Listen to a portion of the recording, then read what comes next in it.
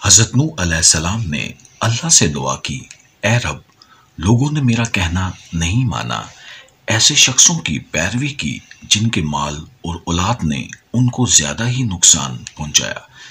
ان کافروں میں سے زمین پر ایک باشندہ بھی مت چھوڑ، اگر آپ ان کو روئے زمین پر رہنے دیں گے ان کی اولاد بھی کافر ہی ہوگی۔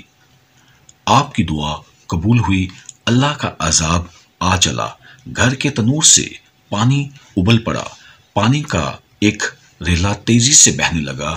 جس جگہ سے پانی ابل پڑا وہ جگہ کوفہ کی ایک مسجد تھی جس کا نام مسجد انبیاء ہے۔ دوسری طرف آسمان پر خوفناک سیاہ بادل چھانے لگے۔ حضرت نوح علیہ السلام نے دیکھا کہ زمین سے چشمے پھوٹ رہے ہیں۔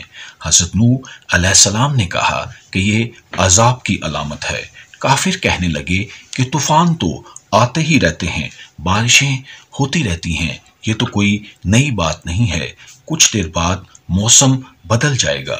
دیکھتے ہی دیکھتے ہوا کا تیز جھونکا آیا جس سے ہر چیز ہل گئی، پھر پانی برسنا شروع ہوا۔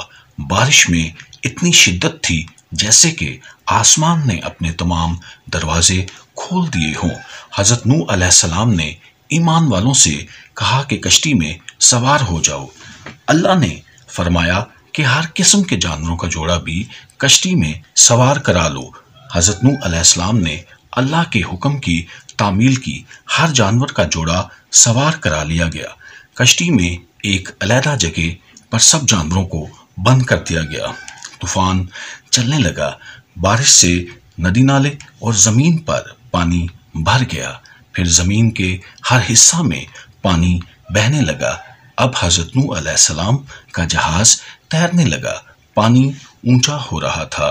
حضرت نوح علیہ السلام کی نظر جب بیٹے پر پڑی تو آواز لگانے لگے، بیٹا اب اس کشتی میں سوار ہو جاؤ، تمہاری جان بچ جائے گی، اب کافروں کا ساتھ چھوڑ دو۔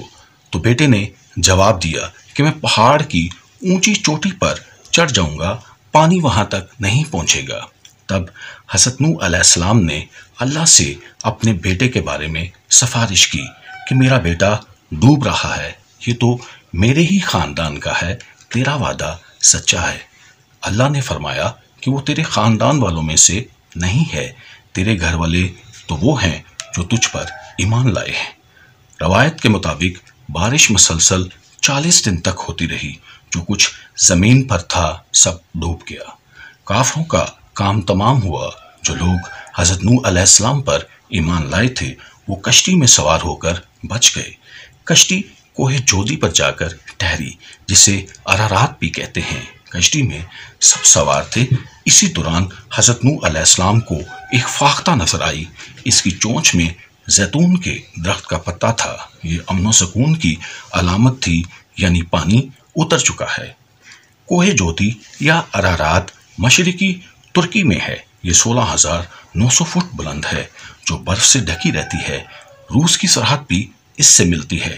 اس پہاڑ کو ناقابل تسخیر خیال کیا جاتا ہے، لیکن 1929 میں جرمن ماہر طبیعیات جون جیکب نے 2 ناکام کوششوں کے بعد اسے سر کر لیا۔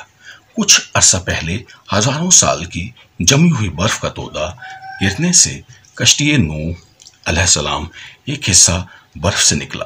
کئی ہوابازوں نے اس کی تصویریں لیں اور ایک معلومات کے مطابق 1929 میں ماہر آثار قدیمہ وولی اور اس کے ساتھی نے عراق کے قریب ار کے مقام پر طوفان نوح کے آثار دریافت کیے۔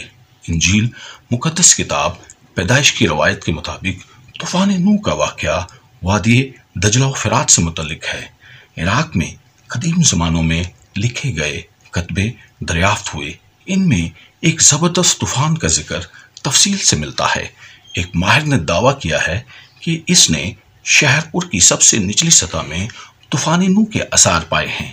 عیسائیوں اور یہودیوں کی الہامی کتب میں ارارات کا ذکر طوفان نوح کے حوالے سے آیا ہے۔